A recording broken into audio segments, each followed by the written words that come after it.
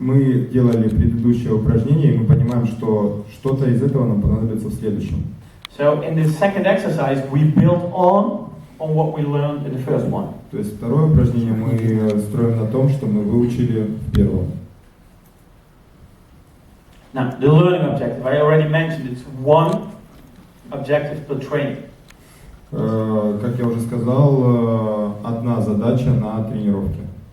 And it's based on what you want to see in the game.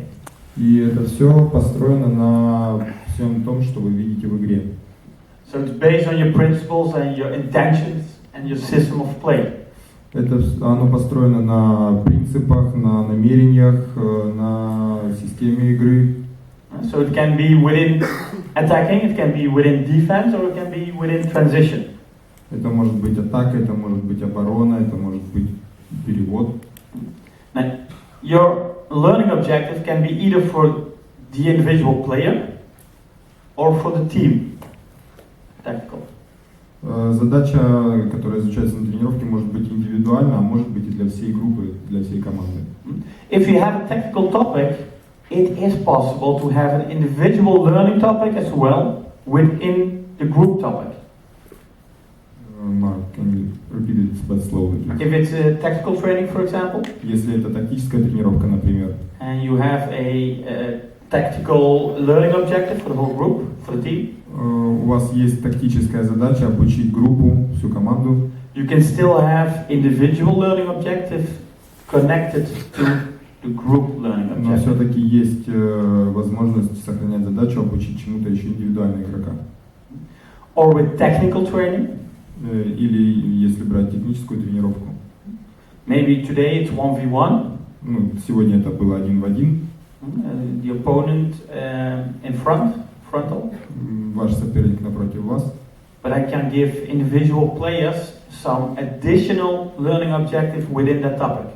Но я мог дать конкретным игрокам какие-то дополнительные задания, чтобы изучить задачу тренировки. Okay. Now, the first exercise. Первое упражнение. Today, it was the one with the dribbling to the middle, making a move, scoring, and the double 1v1. Сегодня это было движение с мячом в середину, сделать обманное движение и забить гол. Now, it was quite a dynamic starting situation. There was a lot of going on. Это была довольно-таки динамическая ситуация, много игроков присутствовало. I did not tell them too much. I only explained to them how the exercise worked, and I let them do it. Я не объяснял им много, как выполнять упражнение, я просто показал, и они дальше выполняли его. So they had to discover and experiment themselves. То есть они должны для себя подчеркивать, открывать что-то, экспериментировать самостоятельно.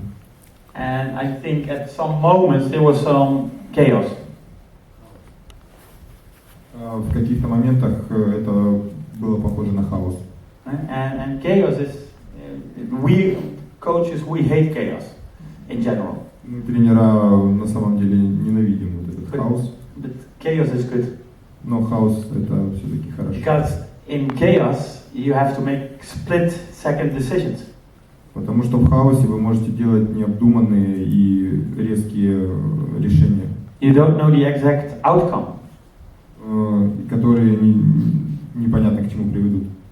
Where else do you never know the outcome and do you have to make split-second decisions? Где еще мы можем делать вот такие вот подобные, выполнять подобные упражнения, имеется в виду, чтобы был непонятен исход. In the game. Football, the game is chaos. Футбольная игра это хаос. And we as coaches, we try to structure it as much as we can, but we can't. И мы как тренера пытаемся отложить этот момент, не думать о нем, но невозможно. So if we structure training completely and everything is pre-thought and pre-designed, we will never give the kids the ability to make split-second decisions. Если все будет уже заранее продумано, решено и тому подобное, мы никогда не сможем дать возможность детям решать что-то спонтанно. Okay. And this one up here, it says learning is not being told. Вот здесь наверху можно увидеть обучение, это не равняется тому, что было сказано. By just telling the kids how they're supposed to do it, they do not learn. By doing it, they learn. Если вы скажете ребенку что-то делать, он не запомнит это, он выучит это только в процессе своего движения. And by discovering themselves how to do it, they learn even better. Sorry? And by discovering themselves how to learn it, they even learn better how to do it. И когда они будут самостоятельно выполнять упражнения, это даже наоборот лучше для того, чтобы запоминать что-то. Okay. So important is that we don't give, if possible, don't give any explicit information. Стараемся не давать никакой дополнительной информации. You show it, you give an example, and you let them do it in their own way. Вы показали, дали пример и дайте им просто выполнять упражнения. And there is not only one solution. Здесь нет только одного выхода. Let them be creative. Дайте возможность им быть креативными. They might surprise us. Они должны удивить нас. And give them the possibility to own choices and own decisions. Я давал им возможность на принятие своих решений. Now, in some cases, some kind of explicit knowledge is required. В каких-то случаях то, что они выполняли, было довольно неплохо. But first, before you're going to tell them exactly step by step how to do something, let them try by themselves. Но прежде чем мы будем говорить пошагово, что им выполнять, дайте им сначала выполнить самостоятельно упражнение. Then if we move on to the next phase, to awareness. Мы передвигаемся к следующей стадии, это понимание. We want to add some decision making and more insight. Мы можем добавить несколько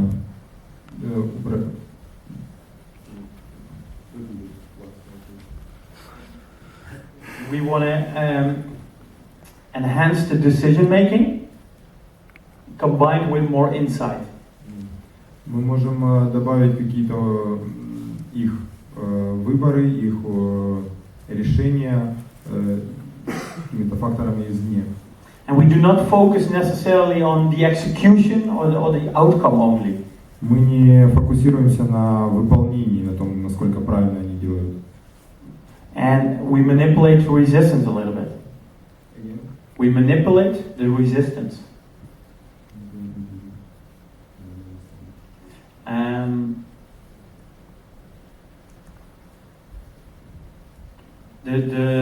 Do you understand resistance? Yeah. So the resistance should not be as high as in the game. We should tweak it a little bit. So you can say it again, the whole sentence. We should manipulate the resistance. Мы можем манипулировать сопротивлением.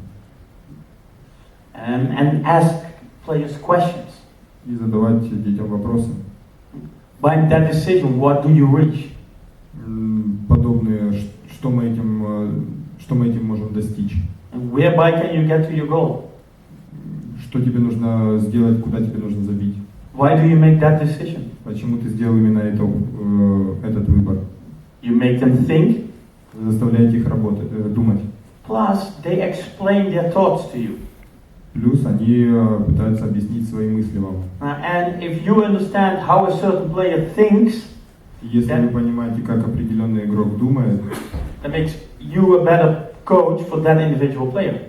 Это делает вас лучшим тренером для индивидуальных игроков. Now, in application, that's where we play a scrimmage. Equal numbers, full resistance. Выполнение это то, что вот происходит на тренировке, одинаковое количество. In the last option, equal numbers. After that, full resistance. Полное сопротивление. So today that was a 5v5 plus goalkeepers. То есть сегодня это было 5 на 5 с вратарями. And again, not focus on a certain outcome, but let them make their own decisions. И опять-таки не фокусируйтесь на исходе, давайте им возможность принимать свои решения. That's why I as a coach was pretty quiet during the scrimmage. Вот почему я как тренер был в этот момент довольно-таки тихо себя вел. Okay, and at the end of the training, after training, you get together with your kids and you evaluate the training a little bit. Ну, после тренировки вы можете собрать всех игроков и оценить их действия. Okay, now we've been training on a certain topic. We had this training, discovery, awareness, application. Вот у нас сегодня была построена тренировка на этих базах. На этом была построена тренировка. And the next step is play the game. И следующий шаг это играть. And the goal is to apply in the game what we learned in training. Целью является то, чтобы применять в игре то, что мы научились на тренировке. So your coaching point should be around the things that you've been training on. То есть ваша цель как тренера должна быть дать как можно больше того, что может использоваться в игре. The game itself is part of the process. Игра сама по себе это часть процесса. So even if things happen in the game that you did not train on yet, do not worry about it. Не переживайте, если в игре случаются такие ситуации, над которыми вы не работали на тренировках. But please always connect your training and your game. Но всегда старайтесь собирать вот этот, приближать тренировку к игре. For example, if today's training 1v1. Например, сегодняшняя тренировка 1 в 1. And tomorrow it's Saturday and we have a game. И завтра в субботу у нас будет игра. And in the game I'm coaching. Pass the ball, pass, pass. И на игре я буду управлять ими. Пас, пас. That's like this. Это вот так. In training I'm focusing on 1v1. I'm challenging them to take on the 1v1. And in the game I tell them to pass the ball. На игре на тренировке я давал им возможность играть 1 в 1, соревноваться друг с другом, а в игре буду кричать пас. That would be very strange. Это будет немножко странно.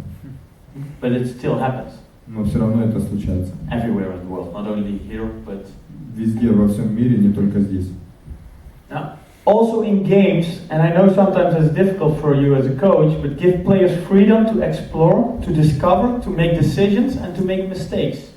Также в игре, я понимаю, что для тренеров это очень сложно, но нужно давать детям больше свободы, давать им стараться выбирать свое решение, делать свой выбор.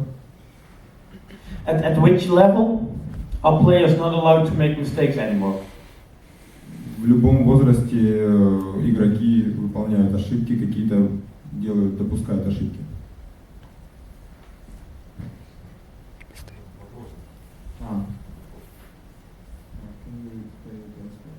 At which level are players not allowed to make mistakes anymore?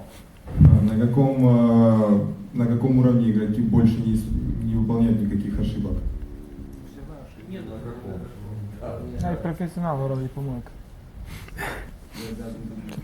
That doesn't exist? Такого не бывает?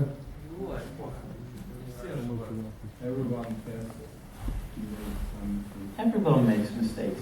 Doesn't matter if you play amateur level, or you play Premier Division here in Ukraine, or you play Champions League or World Cup. Каждый допускает ошибку, неважно, вы играете на первую лигу или аматоры, или же играете в высшей лиге Украины или в Лиге чемпионов. Everybody makes mistakes. Каждый допускает ошибки. Do you think players make mistakes consciously? Вы думаете, что они допускают ошибки специально?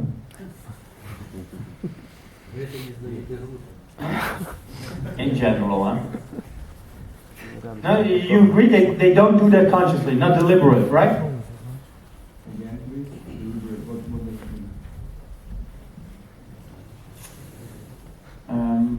What does deliberate mean? Созданы. Они не делают это специально, они делают это неосознанно. So, if players don't make mistakes deliberately, then there is no reason to yell at them, for example. Если игрок не делает ошибки специально, то нету причин на него кричать, например. No kid, no player will miss a goal because he wants to miss it. Ни один игрок, ни один ребенок не пропустит гол, если он этого не хочет, если он этого хочет. No kid will pass the ball to his opponent because he thinks that's fun. Ни один игрок не отдаст пас сопернику, потому что он думает, что это просто весело. No goalkeeper will miscatch the ball and let it go in because he thinks it's fun. Ни один вратарь специально мяч не пропустит, потому что он просто подумает, что это будет весело. But exactly these are the moments that we as coaches get angry and frustrated with our kids. Но почему-то мы как тренера злимся и разочаровываемся из-за этого в игроках. I think this goalie knows very well that he made a mistake. Я думаю, что нужно наоборот подбодрить его, чтобы не делать такие ошибки. But we can help him. We can next time or in training we can coach him and tell him how to hold his hands. Мы можем подбодрить его и на следующей тренировке показать, как нужно словить мяч лучше, чтобы не было таких ситуаций. Okay. Now, for a good training session, Для хорошей тренировки it's important that there is fun. Всегда важно, чтобы было весело. We mentioned that already yesterday. Мы это вспоминали. When you have fun, you're open to learn. Когда вы веселитесь, вы открыты к чему-то новому. And I also believe when you learn, you experience fun. Я также уверен, что когда вы учитесь, опыт, который вы набираетесь, на веселье. The challenge for the players should be on the right level. They should be challenged at their own level. Игроки должны играть и соревноваться на своем уровне. Focus on what goes well rather than focus on what goes wrong. Концентрируйтесь на том, что идет хорошо, что получается, а не на том, что плохо. Make sure there's progress in your training and training sessions. Убедитесь, что ваша тренировка и вообще тренировки. From exercise to exercise, from phase to phase, from training to training. От тренировки к тренировке, от упражнения к упражнению. Use different ways of teaching. Используются разные пути, чтобы обучить детей. And try to get the players into unconsciously acting. И давайте детям возможность на необдуманные. And the tool for that is implicit training, not explicit. Implicit training.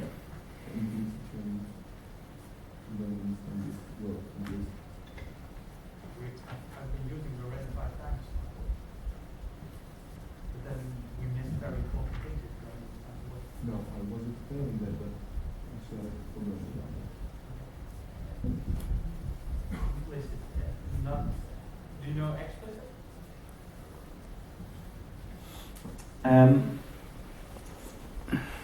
Hold on. Do you know implicit, explicit?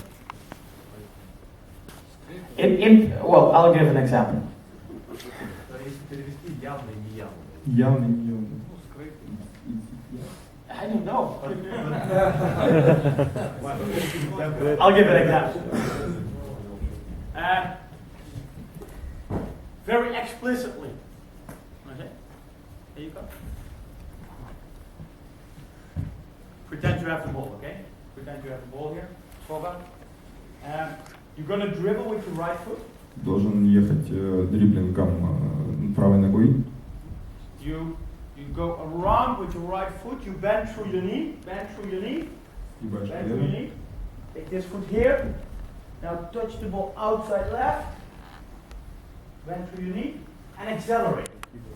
Ускоряешься. Now, I've been explaining step by step the details to Vova. That is explicit. Он объясняет шаг за шагом для Вовы, как выполнить упражнение, и вот это является явным. Implicitly. Implicitly. Do what I look at me. How you do it? Просто повтори за ним и все. That's the same. То же самое. So I do not give him detailed what to do. То есть я ему не давал детальные разборки упражнения. Or for example, today I did not tell players you have to dribble, 1v1, dribble, make a move and score. I did not tell that. Я не говорил детям, сегодня мы едем на соперника, делаем движение и забиваем. I told them you play 1v1 and you can score there. Я сказал им, мы играем 1 в 1, вы можете забивать туда. They experience themselves. Maybe it's useful to have the move or not. Они сами принимали решение, набирались опыта, какое движение сделать. That's the difference between implicit and explicit. Вот разница между ложным и явным. So were those words correct or not? You think? Yeah? Ложное неявное скорее, явное и неявное, подробное и неподробное. Ну просто рассказывать пошагово или просто как, Да. ну в общем. Ну, целостный расчлененный есть метод. Фрагментация это называется. Это метод обучения и совершенствования. Процесс метода обучения и совершенствования. Целостный расчлененный метод. Спасибо большое. We've got a question. Под этим подразумеваете, как бы, что каждый ребенок по-разному воспринимает. Одному достаточно объяснить как бы явным способом, а второму неявным. Suppose that every child understand the reasons differently. So it can be for one child it can be okay just to use implicit, and for other explicit. Yes. Индивидуально. Everybody learns differently, definitely. But Определенно каждый учит по-разному. you want kids and players to get things automatic. In an automatic phase, that they just do it without thinking. Цель добиться того, чтобы все доходило до автоматизма, даже не задумываясь выполнять упражнения. If you tell step by step what to do, they have to think about it. Если вы будете говорить шаг за шагом, что делать, то они будут думать об этом. If they don't have to think about it, they learn faster. Если они не будут думать об этом, а просто выполнять, то они научатся быстрее. Sometimes you need explicitly. Иногда нужно использовать явный вот этот метод, But пошаговый. I prefer to always start implicit, add maybe a little bit explicit to move on to implicit learning again. Я привык использовать не пошаговый метод, но если я использую пошаговый, то он плавно перетекает в пошаговый, не пошаговый. Okay? Now, the training execution, that's pretty simple, I think, huh? You have a warm-up, with ball, without ball, that's your У decision. нас есть разминка с мячиком или без мячика, неважно. And then you go to discovery, you go to awareness, to application. Потом у нас идет первое упражнение, потом понимание этого упражнения, выполнение. And then you move on to the game. И потом переходим к игре. That's how you execute the training. Так вы проводите тренировки. Is that also the way you prepare your training? Так вы готовите тренировки.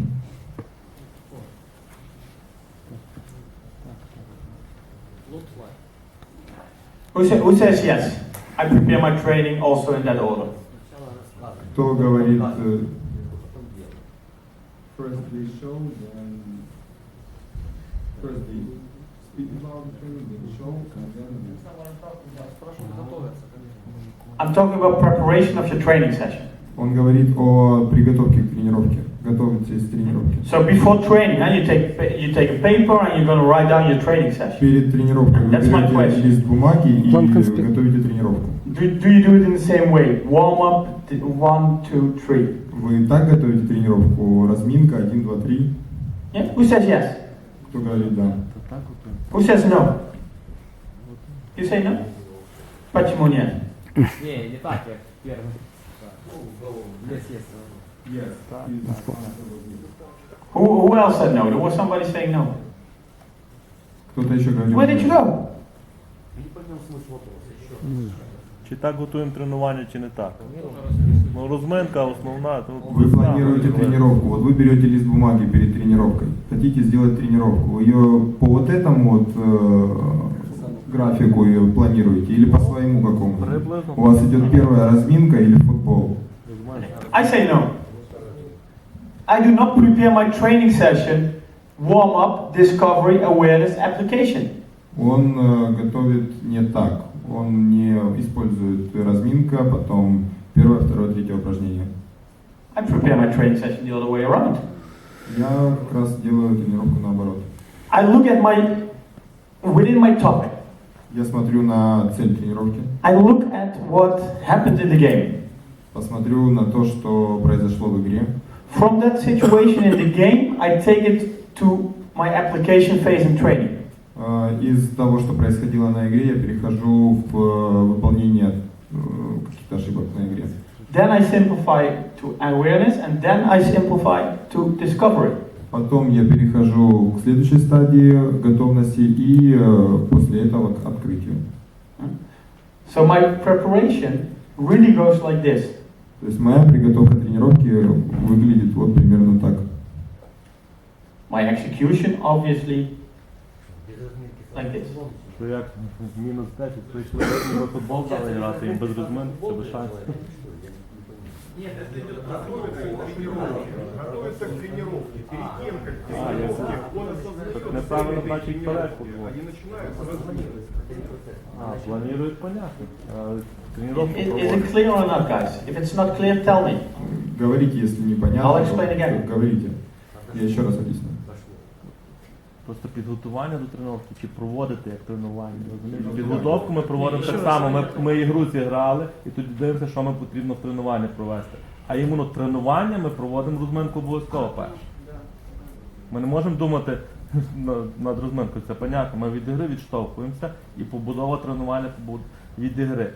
А вже тренування проводимо, ну, у нас завжди розминка перша.